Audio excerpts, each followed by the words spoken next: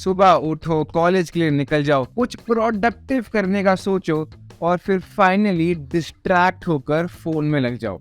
और जब तक याद आए आज तो कुछ किया ही नहीं, तब तक रात हो जाएगी। और फिर क्या, फिर ओवर थिंकिंग चालू, सोच कर सोएंगे कि कल से सब कुछ फिक्स करना है, लेकिन रियलिटी में तो बस rinse and repeat. Does that sound like you? If yes, then time आ गया है कि आप अपना टाइम प्रोडक्टिवली यूज करो और दिन में वो सब करो यार जो आप सचमुच में करना चाहते हो, और ना ही वो रोज की तरह ऑटो पायलट मोड पे चले जाओ। लेकिन चलिए यार ये देखते हैं कि करना कैसे है।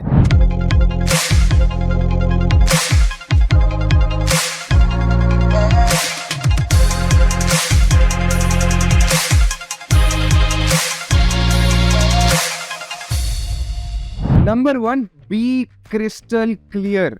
ऐसा नहीं है कि आप लोग काम करने बैठते नहीं हो, लेकिन जब बैठते हो तो कुछ ऐसा होता होगा, चलो यार आज ना मैथ्स पढ़ते हैं, अरे पर मुझे तो असाइनमेंट भी बनाना था, सबमिशन भी कल ही है, तो चलो पहले वो कर लेता हूँ। रिया से पूछता हूँ उसका हुआ या नहीं, इसी बहाने मेरी बात भी हो जाएगी। यार शिट, आज फिर से पढ़ाई नहीं हुई। We get you. ऐसा इसलिए होता है क्योंकि आपके गोल्स क्लियर ही नहीं है, और जब पता ही ना हो कि पहुंचना कहाँ पे है तो रास्ता तो भटकेंगे ही ना।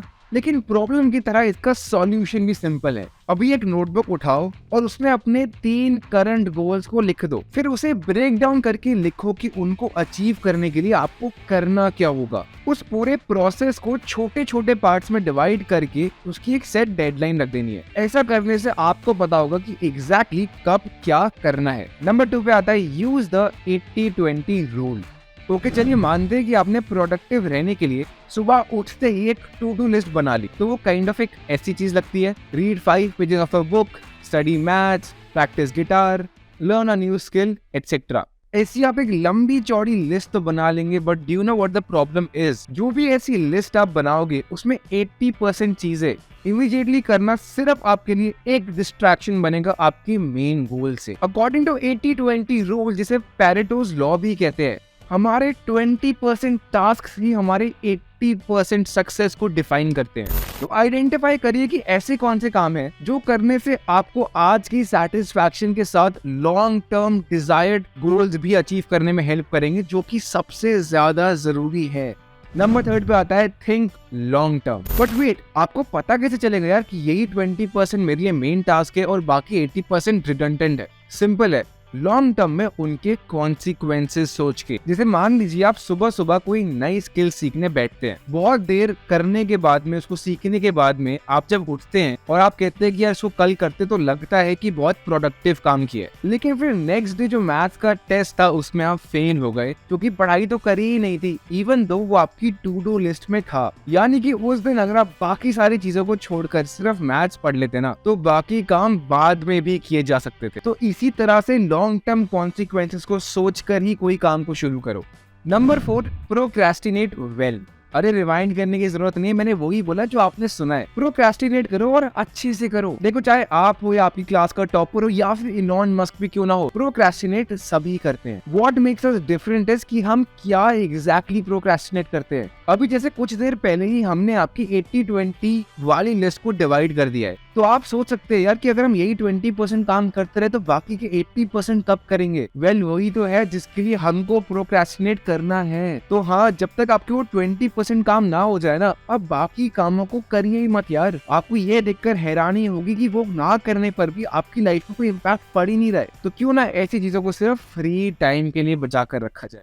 5th आता है फाइंड दैट वन। नहीं यार, गर्लफ्रेंड बॉयफ्रेंड की बात नहीं हो रही है। I am talking about that one thing जो अगर आप इम्प्रूव कर लो तो आपकी लाइफ के बाकी सेगमेंट्स में भी बहुत सिग्निफिकेंट इम्पैक्ट पड़ेगा। तो सोचो एक बार, what do you struggle with the most? Getting started, staying focused, या फिर क्लैरिटी ही नहीं है कि यार करना क्या है मुझे? Figure this out और सबसे पहले इसको एलिमिनेट करो। जब हो जाए तो see what is the next thing that is actually bothering you। ऐसे एक एक करके इम्प्रूव किया जाए तो ना आपको बर्डन फेस होगा और उसको एक्चुअली में करना भी आसान हो जाएगा। नंबर 6 पे आता है प्रिपेयर बिफोर यू स्टार्ट। एक और चीज जो आपके साथ होती होगी वो होगा छोटी छोटी चीजों के लिए बार बार उठना, और इन चीजों में सिर्फ नोटबुक या वाटर बॉटल नहीं आता है। तो अगर आपको पता है कि अगले 1 घंटे के लिए आपको क्या काम करना है, तो पहले ही सोच लो ना कि इस चीज के लिए क्या क्या चीजों की जरूरत पड़ेगी आने वाले 1 घंटे के अंदर। फ्रेंड से अगर नोट्स मांगने हैं तो पहले से मांग के रखो। बीच में अगर भूख लगने का चांस है तो पहले लंच करके बैठ जाओ।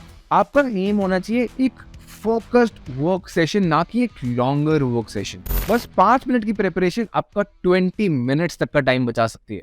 7th आता है chop it down, how to eat an elephant 1 bite at a time. Procrastination करने का एक बहुत बड़ा रीजन ये होता है कि हमको ना वो वाला काम बहुत बड़ा लगता है और समझ ही नहीं आता कि इसको करना कैसे है। जैसे कि हो सकता है कि आपको कोई प्रेजेंटेशन बनानी है, लेकिन इसको शुरू कैसे करना है, खत्म कहाँ पे होगा, ये सब आपको पता ही नहीं है। तो सबसे इजी होगा पहले ये सोचना प्रेजेंटेशन में आपको क्या क्या टॉपिक्स बताने हैं, उसके बाद उन सभी टॉपिक्स पर एक एक बार रिसर्च करना, और एंड में फाइनली उसके लिए एक पीपीटी बना देना। तो हो गया ना ज्यादा डुएबल। तो किसी भी टास्क को छोटे छोटे पीसेस में डिवाइड कर लो और शुरू करके तो देखो एक बार। 8th आता है इम्प्रूव एंड इंक्रीज कॉन्फिडेंस। अगर मैं आपको कहूँ कि कल तक आपको एक क्वेश्चन सॉल्व करना है वो सब्जेक्ट का जो आपको पसंद ही नहीं है, तो मोस्ट प्रोबेबली आप उस क्वेश्चन को सही से पढ़ोगे भी नहीं कल तक। लेकिन साथ ही अगर मैं कह दूं कि कल तक मुझे अपने फेवरेट यूट्यूबर के बारे में बताओ, तो आप उसकी पूरी बायोग्राफी मेरे सामने रख दोगे। ऐसा इसलिए है क्योंकि आप वो ही काम करते हो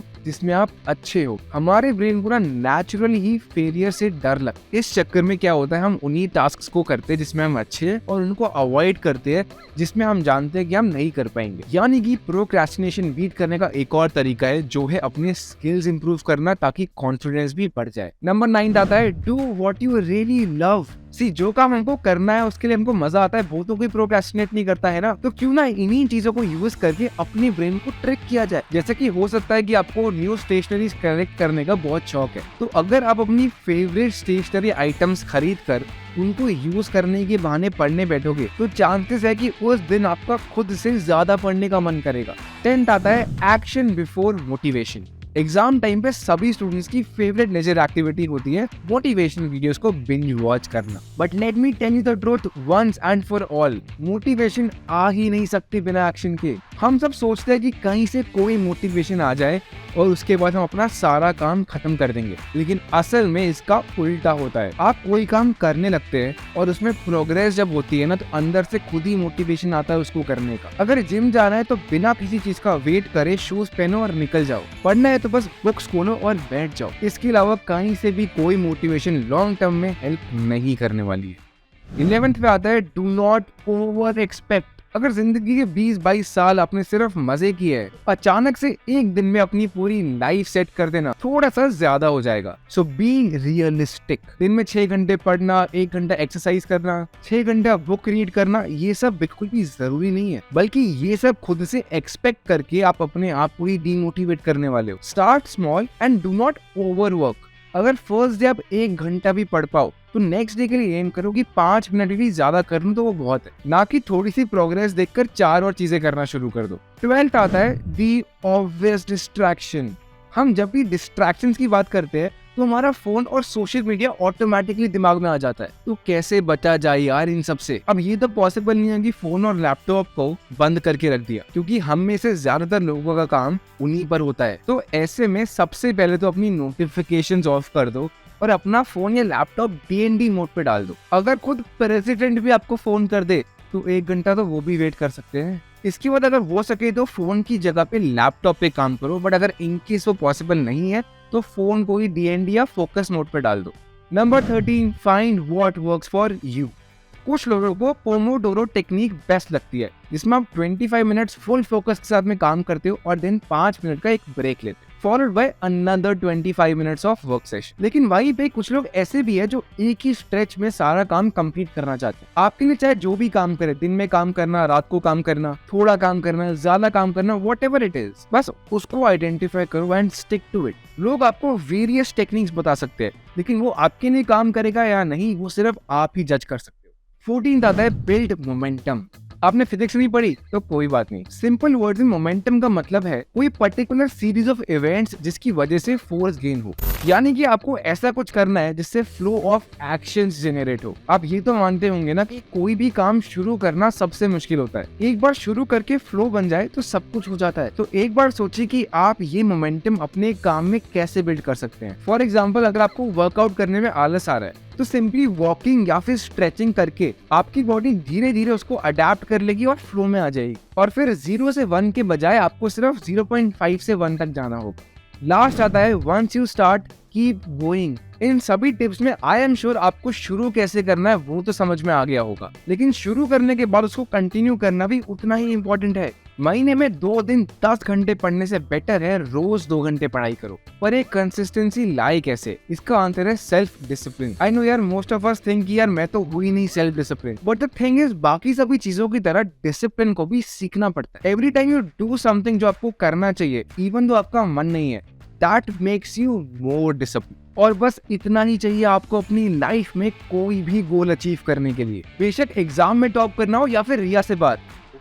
तो दोस्तों ये थी कुछ टिप्स जिसमें से अगर आप आज ही भी फॉलो करने लगे ना तो आई एम श्योर आप अपना टाइम ज्यादा अच्छे से मैनेज करना शुरू कर देंगे और दिन में वो सब कुछ कर पाएंगे जिसकी आपको जरूरत है अपने गोल्स को अचीव करने के लिए। अगर कोई स्पेसिफिक टिप अच्छी लगी हो या फिर कोई टिप जो आप ऑलरेडी यूज कर रहे हो तो कमेंट सेक्शन में उसके बारे में हमको जरूर बताओ। और हाँ, वीडियो को लाइक करना मत भूलना। See you guys in the next one.